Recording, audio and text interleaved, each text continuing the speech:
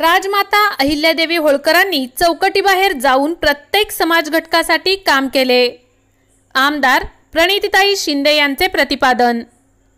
राजमाता अहिल्यादेवी होळकर यांच्या 299व्या जयंतीनिमित्त पृथ्वीराज नरोटे युवा मंचच्या वतीने सोलापूर शहर व जिल्ह्यातील अहिल्यादेवी होळकर जयंती मंडळांसाठी मूर्त्यांचे वाटप आमदार प्रणितीताई शिंदे आणि पुण्यश्लोक अहिल्यादेवी होळकर विद्यापीठाचे कुलगुरू प्रकाश महानवर यांच्या हस्ते राष्ट्रवादीचे शहराध्यक्ष सुधीर खरटमल, ठाकरे गट सेनेचे जिल्हाप्रमुख गणेश वानकर, सुरेश पाटील, विनोद भोसले, प्राध्यापक अशोक निंबर्गी, मनोज यलगुलवार, बाळासाहेब शेळके, चेतनभाऊ नरोटे, पृथ्वीराज नरोटे, मध्यवर्तीचे अध्यक्ष अमर हळ्ळी, सागर पिसे, जयवंत सलगर, माणिक नरोटे, अक्षय वाकसे, अशोक देवकते, काँग्रेसच्या महिला आघाडीच्या शहराध्यक्षा प्रमिलाताई तुपलवंडे आदींच्या उपस्थितीत डॉक्टर निर्मलकुमार फडकुले सभागृहात करण्यात आले.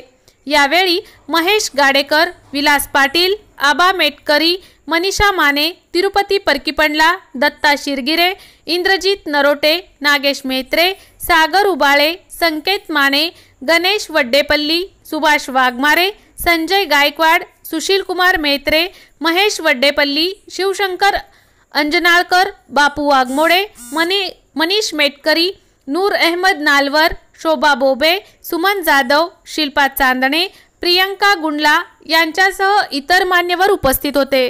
उपस्थित असणारे सोलापूर विद्यापीठ देवी विद्यापीठाचे कुलगुरू आदरणीय महानकर सर, आदरणीय गणेश वानकरजी, बाळासाहेब शेळकेजी, आदरणीय काजलजी, विनोदजी, चेतनभाऊ नरोटे, अशोक देवकतेजी, वाकसेजी, उपस्थित रुपेशजी, निंबर्गी उपस्थित सर्व मान्यवर, सलगरजी, उपस्थित सर्व मान्यवर आणि आज गावोगावून आलेले सर्व मंडळ जे आज पृथ्वी आणि चेतनभाऊंच्या हस्ते जे अहिल्या देवीचं जे मूर्ती वाटप होणार आहे ते स्वीकार करण्यासाठी ठिकठिकाणून आलेले सगळे उपस्थित बंधू. काही 2 दिवसामध्ये आपण जयंती साजरी करत आहोत आणि दरवर्षीप्रमाणे ह्या वर्षी देखील चेतनभाऊ आणि पृथ्वी सर्व मंडळांना या ठिकाणी अहिल्याबाईंची मूर्ती वाटप करत आहेत. अभिमान वाटतो की जेव्हा आपण महाराष्ट्राचं किंवा या देशाचं नाव घेतो किंवा मराठी माणसाचं नाव घेतो तेव्हा अहिल्याबाई, सावित्रीबाई, रमाई आणि जिजाऊ या 4 स्त्रियांचं नाव नेहमीच स्मरण करतो.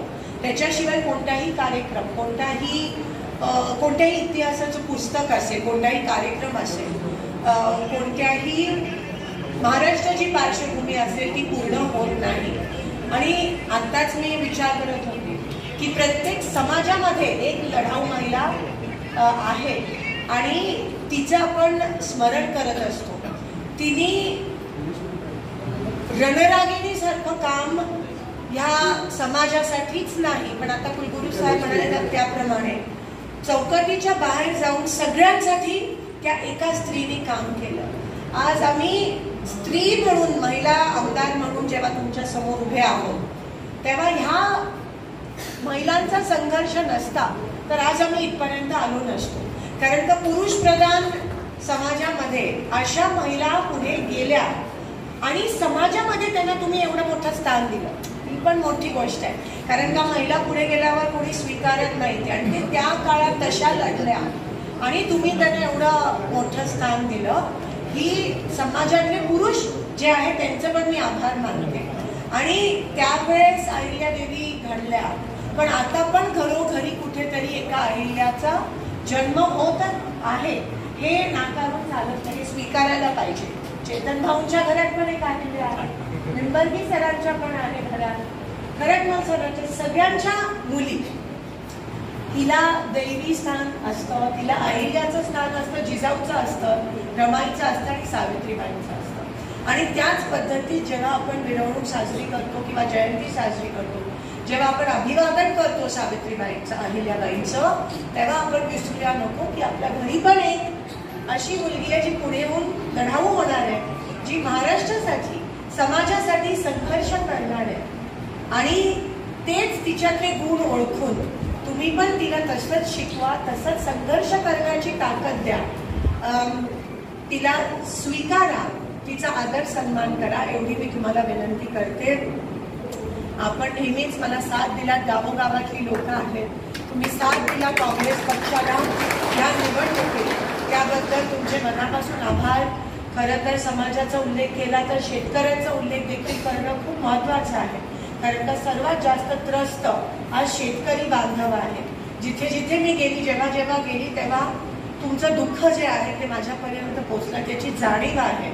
आणि ते दुःख, ते अश्रू, ते पुसून टाकण्याचं ची ताकद देवात आहे. पण त्यांनी जे माध्यम आम्हाला एक समाजकार्य म्हणून आम्हाला दिलंय, नक्कीच शेतकऱ्यांवर आलेलं जे संकट आहे, मग ते कधी दुष्काळाच्या माध्यमातून येतं, कधी वादळ वाऱ्याच्या माध्यमातून येतं. कालच मी त्या परिसरात होती आणि तिकडे केळीचा खूप मोठा नुकसान झालाय. जे मी नेहमी म्हणत आली माझ्या प्रचारात की दुष्काळात 13वा महिना अंत बघतोय का काय शेतकऱ्याचा. आणि अशा वेळेस सरकार जे मायबाप असतं, या येणाऱ्या दिवसात महाराष्ट्रामध्ये आणि देशात शेतकऱ्यांच्या हितासाठी सरकार येईल. जे सत्ताधारी आहेत शेतकऱ्यांची पिळवणूक करणारे किंवा आरक्षणाचं गाजर दाखवणारे, त्यांना त्यांची जागा दाखवून सत्तेचं कायापलट होईल, अशी मी अहिल्याबाईंच्या चरणी प्रार्थना करते. आणि समाजाचे जे काही प्रश्न असतील, जसं मी म्हणाले आरक्षणाचे, शेतकऱ्यांचे, युवकांचे, 100% आम्ही ते रेटून धरू. तोपर्यंत तुम्हाला मी पृथ्वीला त्याच्या भवितव्यासाठी मनापासून शुभेच्छा देते. आणि आपल्या घरातली जी अहिल्या आहे तिचं पण स्वागत, सन्मान आणि सत्कार करणं गरजेचं आहे, एवढं या ठिकाणी सांगते. आणि आपली रसा घेते. येलकोट येलकोट, जय मल्हार, जय हिंद, जय महाराष्ट्र.